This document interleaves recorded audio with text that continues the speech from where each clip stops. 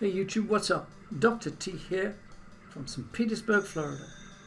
A while back, I started a series called Heroes of Deep Learning, in which Geoffrey Hinton was featured. My last post from 2-minute papers on combined convolution and recurrent neural networks featured the work of Andrej Karpathy. So it's fitting to choose him for my second installment. The interview with Andrejs will appear in 2 consecutive posts.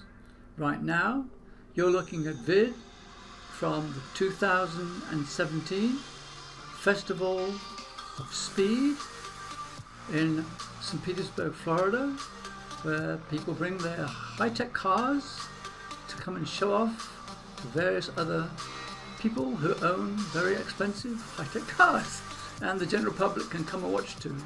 It's open air, there's no admission, it's just available for you to just walk around, talk to people, hang out, look, and that's it. So, welcome, Andrej. I'm really glad you could join me today. Yeah, thank you for having me. So, a lot of people already know your work in deep learning, but not everyone knows your personal story. So, I'd like to ask, and start by telling us, how did you end up doing all this work in deep learning? Yeah, absolutely. So I think my first exposure to deep learning was when I was an undergraduate at the University of Toronto. And so Jeff Hinton was there, and he was teaching a class on deep learning. And at the time, it was restricted Boltzmann machines trained on MNIST digits. And I just really liked the way Jeff talked about training the network, like the mind of the network, and he was using these terms. And I just thought there was a kind of a flavor of something magical happening when this was training on those digits. And so that's kind of like my first exposure to it, although I didn't get into it in a lot of detail at that time. And then when I was doing my master's degree at the University of British Columbia, I took a class with Neda de Freitas, and that was, again, on machine learning. And that's the first time I kind of delved kind of deeper into these networks and so on. And kind of what was interesting is that I was very interested in artificial intelligence, and so I took classes in artificial intelligence. But a lot of what I was seeing there was just very not satisfying. Like, it was a lot of kind of depth first search, breadth first search, alpha beta pruning, and all these things, and I was like not understanding how, like, I was not satisfied. And so when I was seeing neural networks for the first time, like, and in machine learning, which is kind of this term that I think is more technical and not as well known in kind of most people talk about artificial intelligence. Machine learning was more kind of a technical term, I would almost say. And so I was dissatisfied with artificial intelligence. When I saw machine learning, I was like, this is the AI that I want to kind of spend time on. This is what's really interesting. And that's kind of what took me down those directions, is that this is kind of almost a new computing paradigm, I would say. Because normally humans write code, but here in this case, the optimization writes code. And so you're creating the input-output specification, and then you have lots of examples of it, and then the optimization writes code, and sometimes it can write code better than you. And so I thought that was just a very new kind of way of thinking about programming, and that's what kind of intrigued me about it. Then through your work, one of the things you've come to be known for is that you're now the human benchmark for the ImageNet image classification competition. Mm-hmm. How did that come about? So basically, the ImageNet challenge is kind of it's sometimes compared to kind of the World Cup of computer vision. So a lot of people kind of care about this benchmark, and our error rate kind of goes down over time. And it was not obvious to me kind of where a human would be on this scale. And I've done a similar smaller scale experiment on CFAR10 dataset earlier. So what I did in CFAR10 is I just was looking at these 32 by 32 images, and I was trying to classify them myself. At the time, this was only 10 categories, so it was fairly simple to create an interface for it. And I think I had an error rate of about 6% on that. And so that was, and then based on what I was seeing and how hard the task was, I think I predicted that the lowest error rate we'd achieve would be like, okay, I can't remember the exact numbers. I think I guessed like 10%, and we're now down to like 3 or 2% or something crazy. So that was my first kind of fun experiment of like human baseline. And I thought it was really important for the same purposes that you kind of point out in some of your lectures. I mean, you really want that number to understand, how well humans are doing, and so you can compare machine learning algorithms to it. And for ImageNet, it seemed that there was a discrepancy between how important this benchmark was and how much focus there was on getting a lower number, and us not understanding even how humans are doing on this benchmark. And so I created this JavaScript interface, and I was showing myself the images. And then the problem with ImageNet is you don't have just 10 categories, you have 1,000. And so it was almost like a UI challenge of, obviously I can't remember 1,000 categories. So how do I make it so that it's something fair.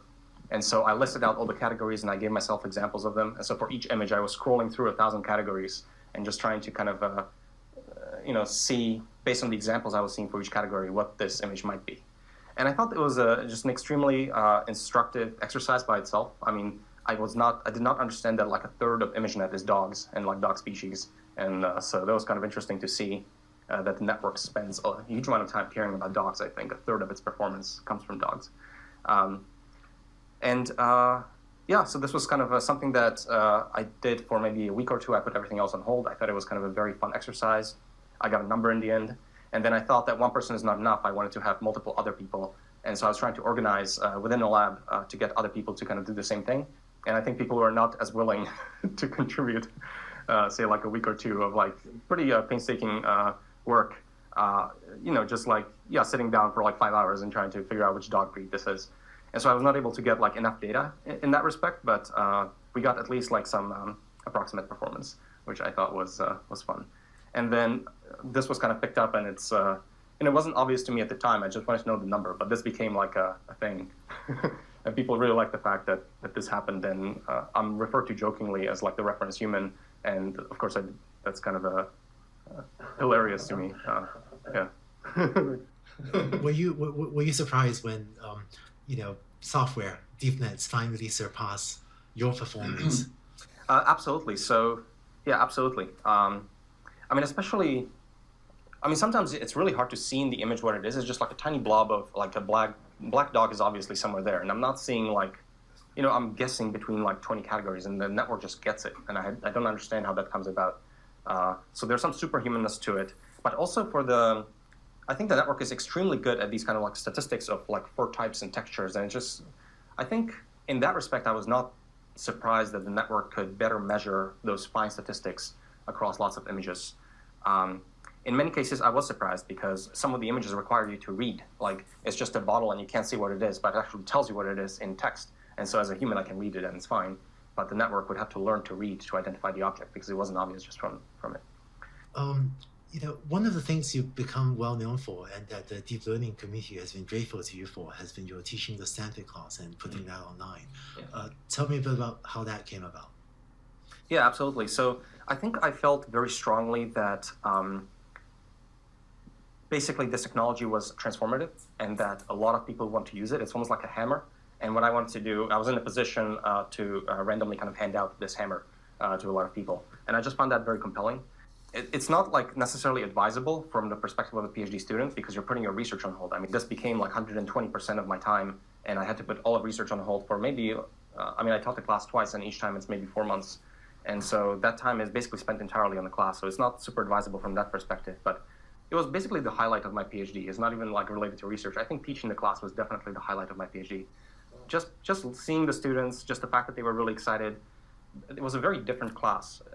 Normally, you're being taught things that were discovered in 1800 or something like that. But we were able to come to class and say, look, there's this paper from like a week ago or even like yesterday, and there's new results. And I think the undergraduate students and the other students, they just really enjoyed that aspect of the class and the fact that they actually understood. So there's not, so you don't have to, this is not nuclear physics or rocket science. This is like you need to know calculus and linear algebra, and you can actually kind of understand everything that happens under the hood. And so I think just the fact that it's so powerful, the fact that that it keeps changing on a daily basis, people kind of felt like they're on the forefront of something big. And I think that's why people like really enjoyed that class a lot. Yeah. So here is the course that's introduced in the first seminar by Andrej Karpathy's advisor, Fifi Lee. And he then proceeds to jointly, and mostly he, teach the class for the rest of the series, which is 15 episodes long. I went through this last year. It is phenomenal. It doesn't matter what area in deep learning you are interested in. It covers the basics. They all have the same kind of issues, and this is a great way to start your adventure into deep learning.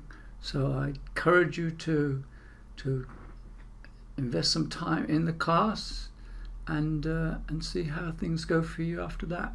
And I will continue with the second part of this interview shortly.